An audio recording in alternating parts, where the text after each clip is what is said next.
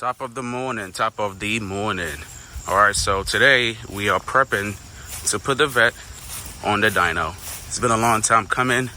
We did the supercharger, went with an F1X, 3-inch intake, all the way from intercooler to throttle body. Stepped it up from a 2.5 that the ProCharged kits usually come with.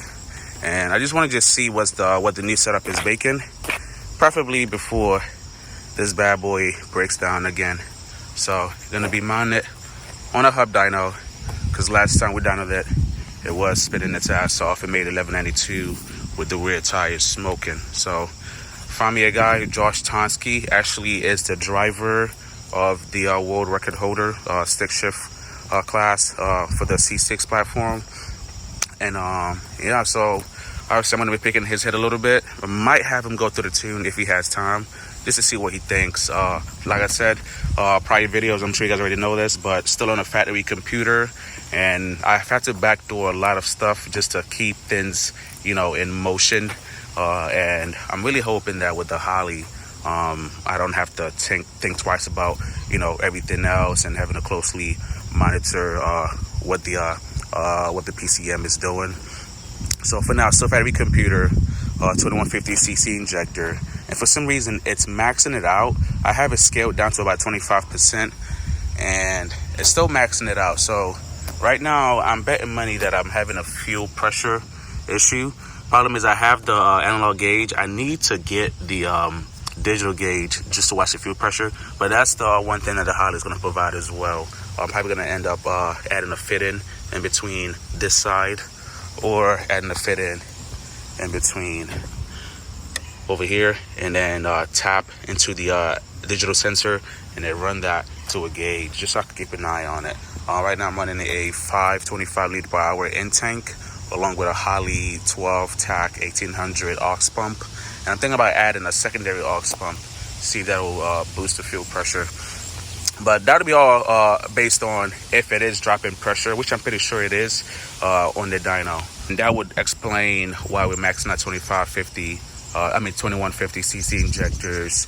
That's supposed to be good for like 3,000 horsepower or something like that, 2,000 horsepower. So yeah, so the goal today, anything over 1250, 1300, I'll be happy with. 13 plus, sure. 14 would be, icing on the cake. But I don't want it to be too much power, because it's barely holding together as it is now. The car definitely needs half-inch studs, fire ring or something, because I've been through like 4 or 5 head gaskets in a matter of a year now. So I'm gonna add a little bit more tension to the belt. It is a brand new belt, and it's always tough getting it on there. So I always mount it on with like 0 tension, and then break it in a little bit, add some miles on it, and then I go in and actually add some tension with the manual tensioner. So I'm going to be doing that, and then throwing her on the dyno.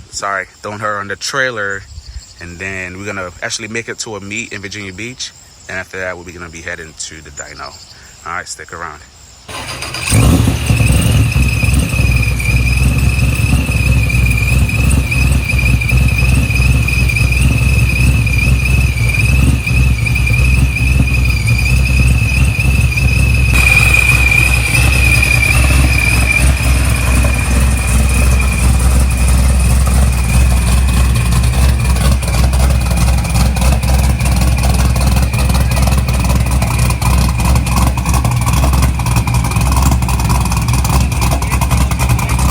Just letting it idle for a little bit. We're gonna go get some breakfast after, and then get ready to hit the dyno. Yeah, baby's coming along though.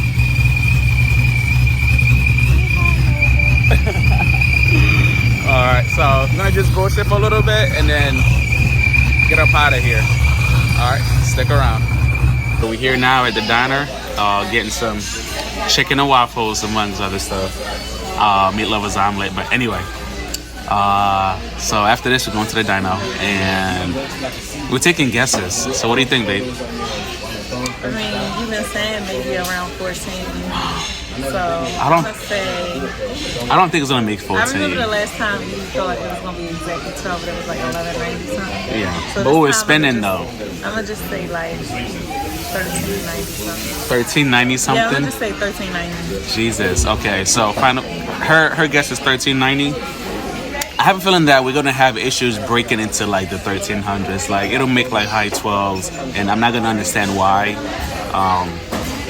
But that's just how I feel. You should But have told me this information before my guess. yeah, no, or it could make like 14 something. So you never know. Just keep it. Yeah, it feels pretty good. But I'm just nervous. You know, it's kind of like the gender reveal where it's like before you know what you have it, you know, you're just kind of like excited, and then then once you find out, it's just like, oh, okay. Well, it's been a long time coming, so let's get it done. Yeah. I don't want to know what I'm making because I just like keep that suspense. Like I don't know, I have no I clue. think you like saying that too. Yeah. You like telling people you don't know. Yeah, because it's the truth. Rather than me be like, oh yeah, like it made this number, and then they're just like, oh okay. Oh. Well, we'll see. Yeah, today's the day. So it's gonna be on a hub dyno. So we're not gonna worry about any wheel spinning or the tire pressure or like the slicks robbing horsepower, all that good jazz. The last race, I saw about 25 psi. So I actually added. Okay, never mind. The food is here. We'll talk about that later. Food is here, so we're gonna eat up and then hit the road. Hey, baby.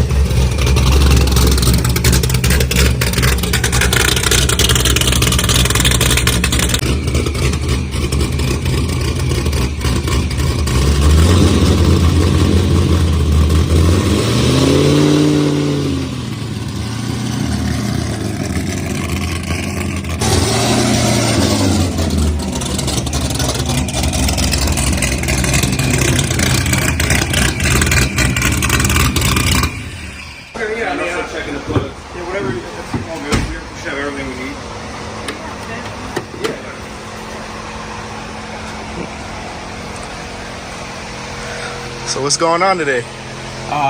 Finally throwing this new setup on the dyno to see what it's making. So Dre, which is the cameraman, he guessed 1350. Baby girl guessed 1390. And I mean, honestly, anything past 1350 I'd be happy with. But hopefully we're shooting for like 1401. So what do you think that you're gonna make? 1401. 1401? Yeah. Let's shoot for the moon and see what happens. So right now the game plan is just like before. The first run up is going to be at 10 degrees, and then after that, we're going to throw it on the usual kill map and see what power it makes. With the new heads, titanium intake valves, everything is sealing properly now. So probably I was dialing it in with the valves not sealing properly, didn't know what the issue was. So now like the cooling is just a bit off. I tried to get some test passes in, but it's been raining off and on, so I couldn't really do much. And I don't want to spend too much time on the dyno having to like adjust cooling and stuff like that. So I already went in there, kind of compensated for it. But with the 10-degree flash onto the car, we'll see how the fueling looks. If it needs a little bit more or a little bit less, we'll adjust that. Driver of world record C6. What? Stick shift flash, right? Is that on the parking lot or no? It's the car? It's inside there. Yeah. Okay. So you might forget that later? Yeah, no problem. Okay. And we'll show you the. Is it still the current record holder? It is the fastest, yeah. Okay, there you go. And we'll be showing you guys that after we get set up here. All right.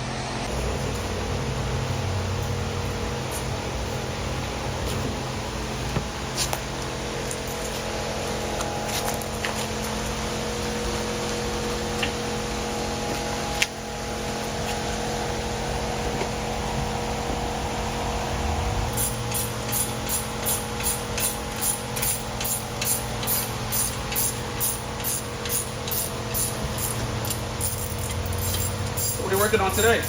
That's my car. Yours? Yeah, and every change I get, I gotta order mine. And this is a Fox body or which one? Yeah, Fox body, yeah. Y'all ever race? Me and Yeah. Josh? Fuck no. Someone rock.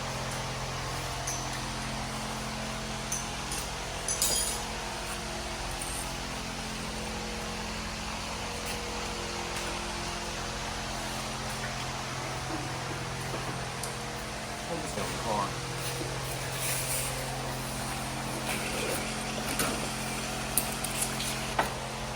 So right now Josh is hooking up the interface to be able to read the fuel pressure.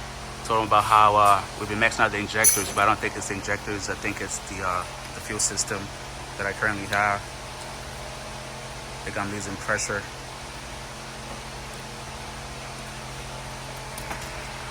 Patient.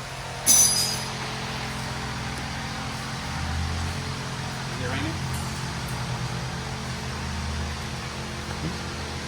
Looks like it's probably gonna rain. So right now what we're currently having a car is a 525 in-tank liter per hour, and then the Holly 12 type 1800.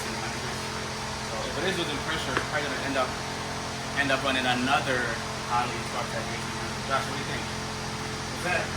Huh? I'm sorry, I didn't hear you. No, so I'm saying right now running a 525 in-tank with a singular Holly track type 1800 aux pump, and I'm thinking about just doubling up on the aux pump and see if that fixes the fuel pressure Yeah, I issue. mean, more pumps definitely gonna help if you're running out of pressure. Yeah. So right now, I have the tune scaled down to about 25%.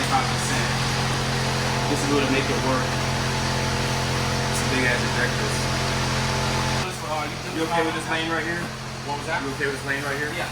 You want to like use the white twist right, hold it down? Yeah, yeah. I didn't know if you were alright with that. And we'll just have Josh just tune on the spot, and then it'll make that power. It's F1X, right? Huh? F1X. Yep. That's the next. Mass black label heads. All right, so Josh just gave us our guess. His guess, 1380. All right, and like I told him, if it doesn't make that power, then we'll know that it's probably the tuner's fault. So we're gonna have George just tune it right here on the spot, and it'll definitely make that power then. So, get ready.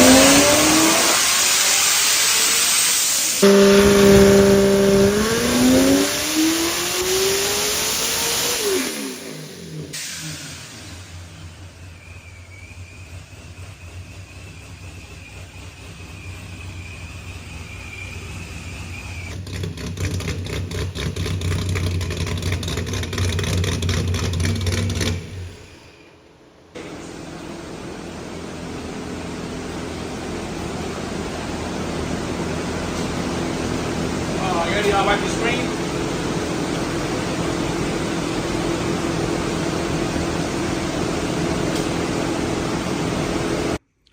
All right, so it made 1112 at 10 degrees at right around 847 foot-pounds of torque.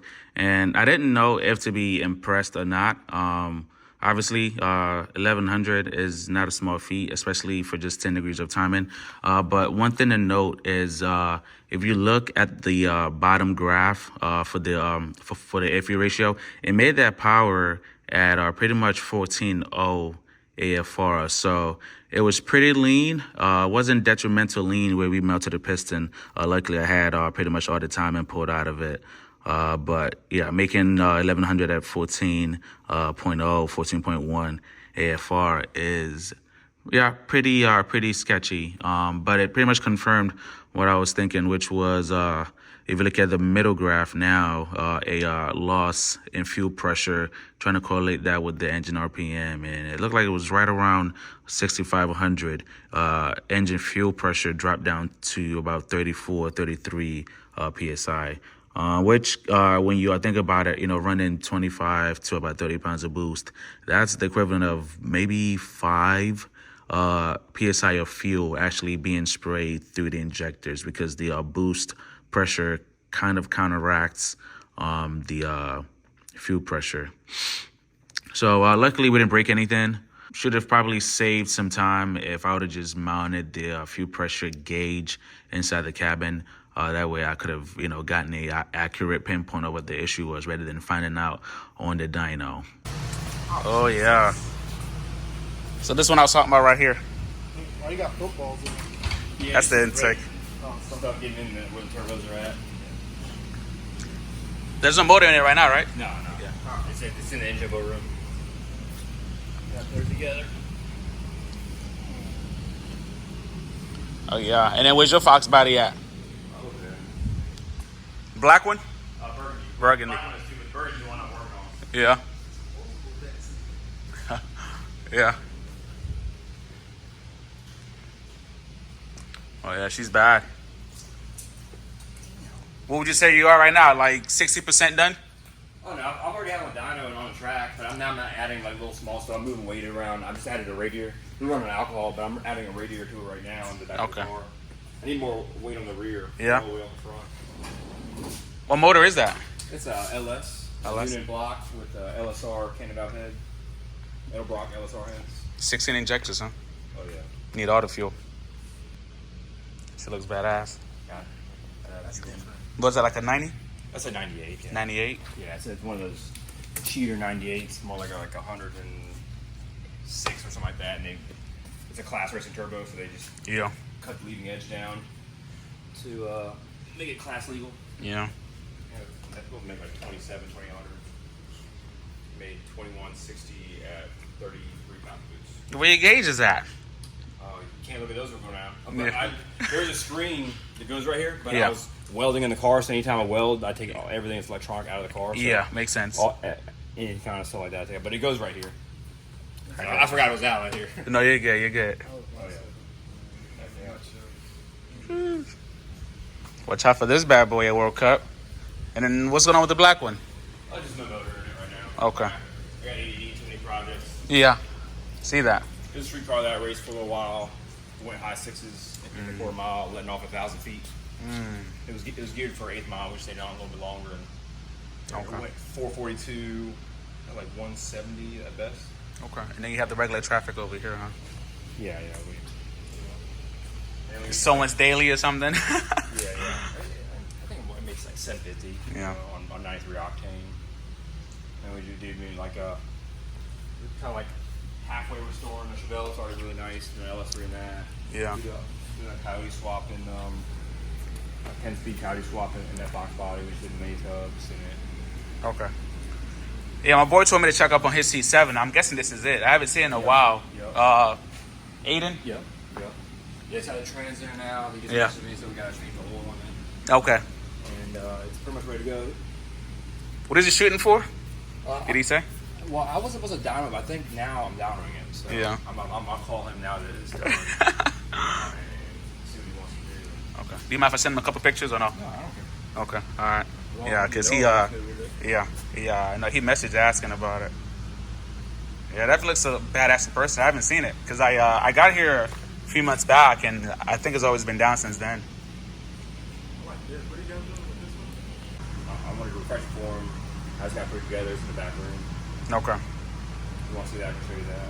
Yeah, We'll no. build all anything, all that kind of stuff. And that's a 427 or what's? Yeah, actually it's going to be a 414. We do a 385 stroke. We're going to a Windberg crank. Okay. So we had the Callie's build it 4-inch. but it was flexing pretty bad on him, so we took the stroke away because we got plenty of power, and we only launched at 4 pounds of boost, and it does like a 115, 60 foot. Excuse me. Yeah. So Okay. we don't need the extra torque, so we took some stroke away from it just to give the crank a little more strength, and went to a Wimber crank, which should be a better crank. Okay. It was the bearing, it was beating on the bearings pretty good, but a 4-inch stroke. And he's made what, like 1800? It's never been on the hub. It's never been. I got the hub down in May. This thing hasn't been running since 2021 because I bought a motor for it. I think that's yeah. And, That's when I saw it running. it would peg the dyno at 19 pounds of boost, 1500. But it's very similar engine to what I have over there, and that made 2160 at 33, and we were running 34 pounds of boost when it went 210 for a mile. Yeah. Sheesh. Yeah, so pretty much hasn't been running since I saw it last in person in Maryland.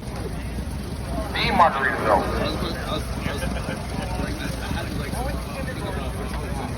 I'm going to get a Margaritaville one day, Jerry. Anyway, we're getting the racetrack ready to go here for JPC Street. We will go to the final of Friends Racing 6 Chef.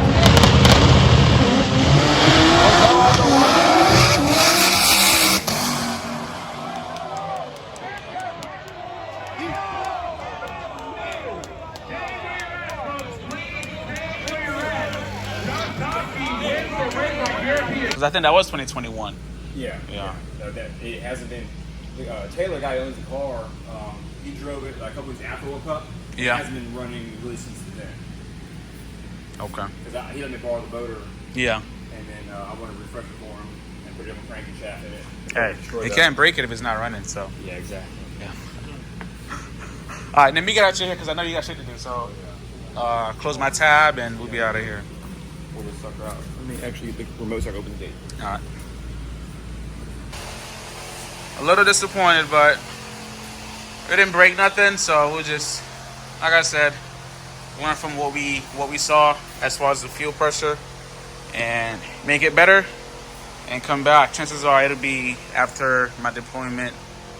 So probably not going to be fixing it till sometime June, July of next year. But you can't break it if you're not, if you're not racing it. So at least it'll be running when I get back. Yeah, I'm out of the game for now. But every time she goes down, she always comes back stronger. So we always have that to look forward to. Right? That's the only upside. It always comes back stronger.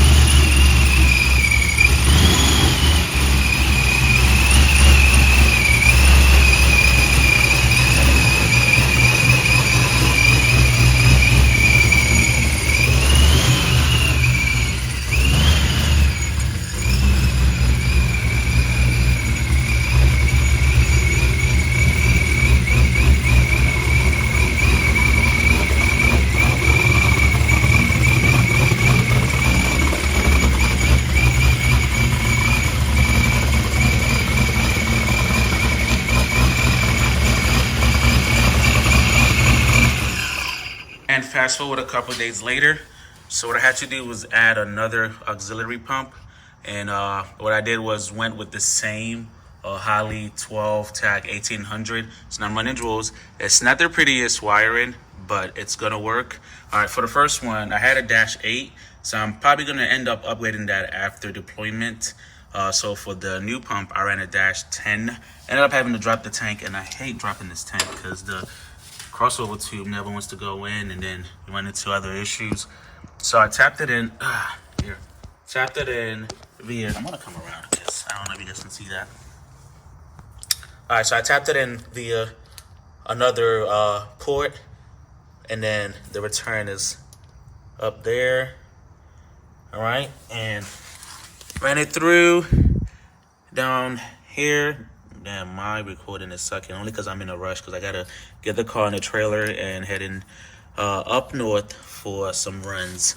All right, and filter is somewhere in here. Not sure if you guys can see that. So running filter for both. There's one of them, and then the other one is somewhere in there as well.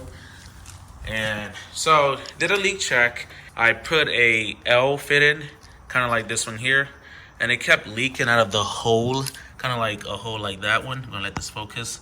Kept leaking out of that hole, so I ended up swapping it out. Leaked again out of the same hole, so I just ran a straight.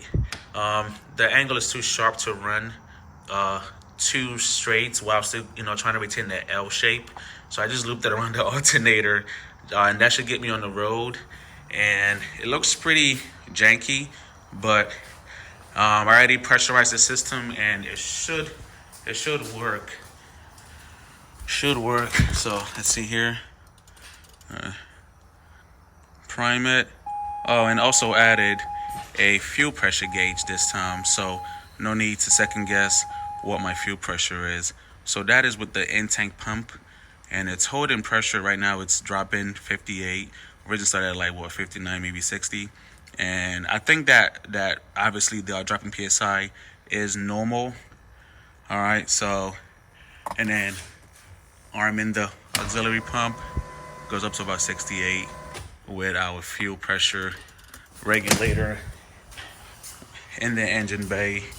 So the issue I was having was, like I said, maxing out the injector duty. I'm gonna try to squeeze it back on the dyno sometime this upcoming week if he makes time for me. I know he has a World Cup coming up, so he's working hard to get his cars ready and whatnot.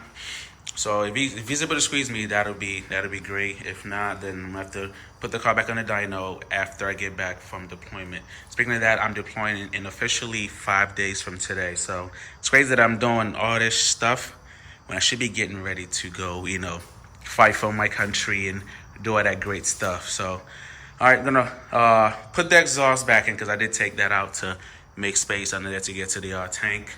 And also, while I was at it, I also blocked off the driver's side in-tank regulator. You have to do that because it's another source of pressure leak. There's one in the driver's side and the passenger side. Passenger side, I did not drop. Only dropped the driver's side, blocked that off because I figured one is better than nothing. So did the driver's side, and sometime down the line, if I'm still having issues with the pressure, I'll be doing the passenger side. All right, so I'm gonna button everything up and we'll take her for a test drive. All right, stick around.